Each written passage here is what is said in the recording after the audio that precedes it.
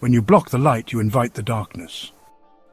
Do you notice how as a child you were afraid of the dark, yet as we age we become afraid of the light? Jesus said in John chapter 8, verse 12, "I am the light of the world. Whoever follows me will not walk in darkness, but will have the light of life." Yet, when people reject the light of Christ, they do not remain in neutrality. Darkness comes to fill the void. The tragic life and death of Madalyn Murray O'Hair, a militant atheist who fought to remove the Bible from schools, is a chilling example of what happens when someone blocks out God's light. Madalyn Murray O'Hair was the founder of American Atheists and played a key role in the Supreme Court decision that banned prayer and Bible reading in public schools in 1963.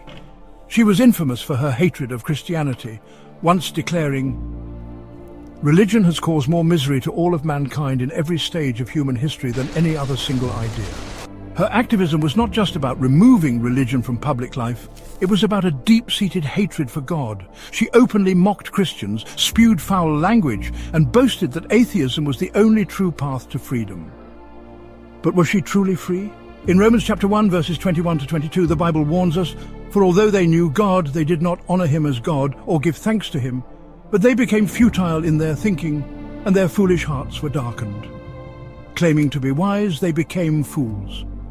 Madalyn rejected God's light, and her life spiraled into bitterness and paranoia. She hoarded money, cut off relationships, and lived in constant fear of betrayal. In the late 1950s, Madalyn Murray O'Hair filed a lawsuit against the Baltimore public school system after her son, William J. Murray, was required to participate in Bible readings and prayer in class. She claimed that this practice violated the separation of church and state and was an imposition of religion.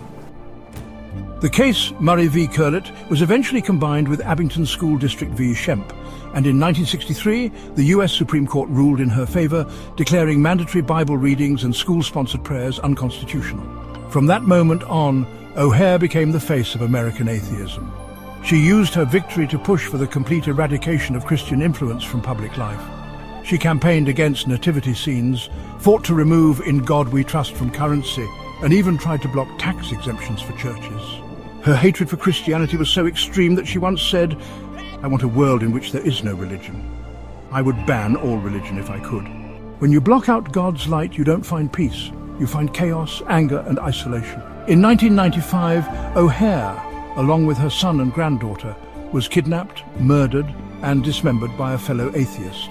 The people she trusted turned on her. The woman who spent her life fighting against God met a brutal and lonely end. The Bible warns in Proverbs 14:12, "There is a way that seems right to a man, but in the end it leads to death." Madalyn spent her life fighting against the Bible, yet her last known words, scribbled on a piece of paper before her death, were haunting. "Somebody somewhere loved me." The woman who rejected the love of God died, pleading for love. When you block the light, darkness is all that remains. But there is another chapter to this story. Her son, William J. Murray, once followed in his mother's footsteps, but he later found Christ. Today, he is a Christian pastor who shares his testimony about the darkness of atheism and the light of Christ. In John chapter 1, verse 5, we read, "The light shines in the darkness, and the darkness has not overcome it." No matter how dark a person's life becomes, Jesus is always able to rescue and redeem. The story of Madalyn Murray O'Hair is a warning. When you reject Christ, you do not gain freedom, you become a slave to darkness. When you fight against the Bible, you do not build a better world, you invite chaos. But Jesus says in John 12:46, "I have come into the world as light, so that whoever believes in me may not remain in darkness."